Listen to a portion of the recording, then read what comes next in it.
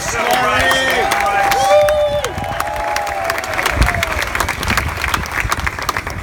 Brothers and sisters, I want to report to you that this time the government got it right.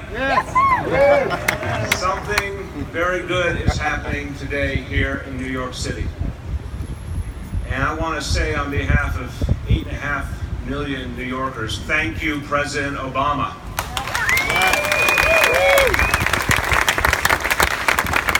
Thank you for helping this nation forward, because this monument is part of our healing. It's part of making us really one country. And this is a very moving day. Now, a lot of people here contributed, and I have to just say very quickly.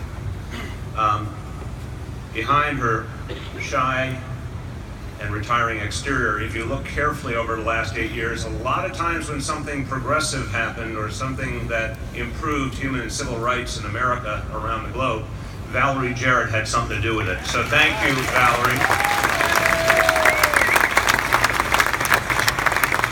Sally, Jewel, thank you for being a great partner in this work, and I love your fashion selection today.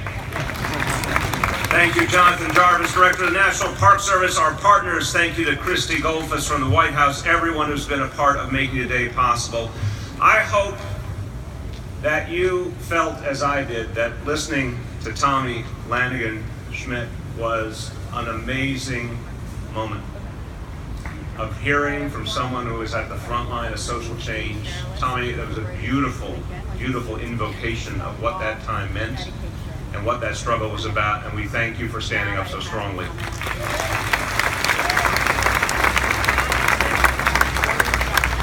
And here at the front lines today, Octavia Lewis, thank you for your fight, and we heard you.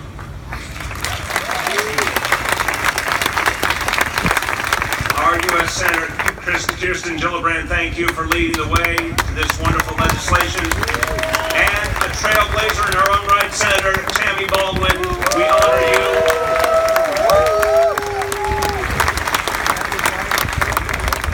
And I want to thank from my administration, well, first of all, someone who has fought for LGBT rights throughout her life and fights for the rights of all New Yorkers, our First Lady, Chirlane McCray.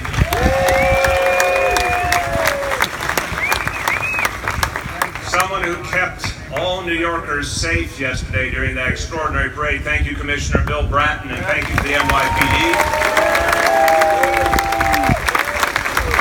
Thanks to our Parks Commissioner, Mitch Silver, and everyone at the Parks Department is a great part of this great effort. We appreciate all the members of the administration who are here today. Look, we would have celebrated what is good about today, and we would have remembered the pain of the past either way. But Orlando put things in a sharper perspective. Reminded us what it means to keep fighting. This place is so important, and I really appreciate what Sally said about representing our history accurately. This was not a place where change happened easily or calmly or gently. It came through a fight, it came through a struggle, and that struggle now must continue. Because if an Orlando can happen in this country, we are far from done. We owe it. We owe it to everyone lost. We owe it to their families to continue this fight and to get it right this time. Our city believes that we have a special role to play. In a nation where there are still too many voices of division, and they seem to have come out ever more strongly in the year 2016, and we see it around the world as well. This city has to remain a beacon of inclusion and understanding and respect, and we have to show it works.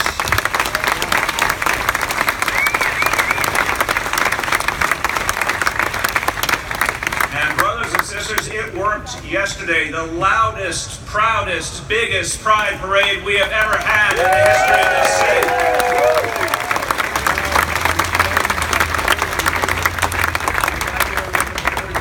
So we're not going to sanitize our history. We're going to remember the moments when things were wrong. We're going to remember the struggle. We're going to remember the people we lost. We're going to remember that fateful night in 1969, people here were pursuing something that is a fundamental part of the founding documents of this nation. The pursuit of happiness, the right to be who you are. And nothing in this nation can stop the pursuit of happiness, and nothing can stop love. That's what we say here today. In light of Orlando, we know we have to be ever vigilant.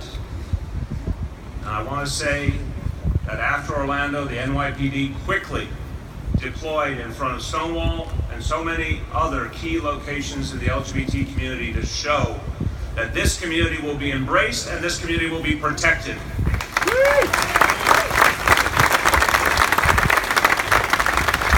And the same is true for our Latino community that were also such painful victims of Orlando. And the same is true of those who are often vilified despite being such a core part of this city and this nation, our Muslim brothers and sisters. We stand by you as well.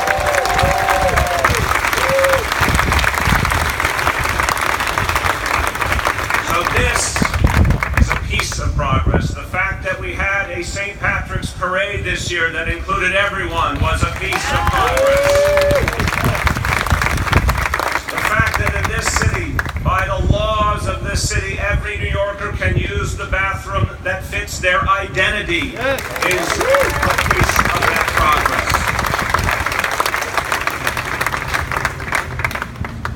And I'll finish just one other sentiment in English, and then I'd like to share a few very quick words in Spanish. But remember, every attack is an effort to silence us. Every attack is an effort to change our values, our beliefs, our way of life, whether it's an attack of terror or an attack of hatred and division. Our mission is to stand up to those attacks and say louder than ever, we are who we are proud of who we are, we ain't changing. Right.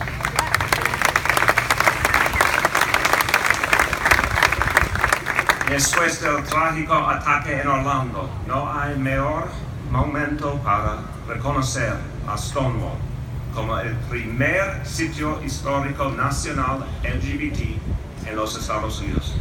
Este lugar está en el centro de nuestra historia, nuestros valores y el progreso que hemos logrado como ciudad y como nación.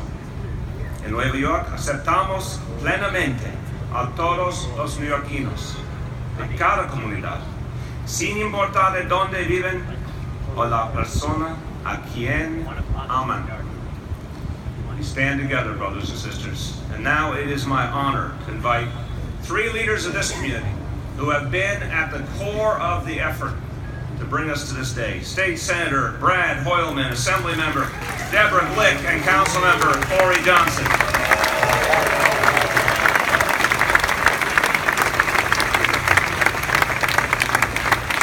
Thank you so much. Thank you so much, Mr. Mayor. I'm State Senator Brad Hoylman, representing proudly this neighborhood.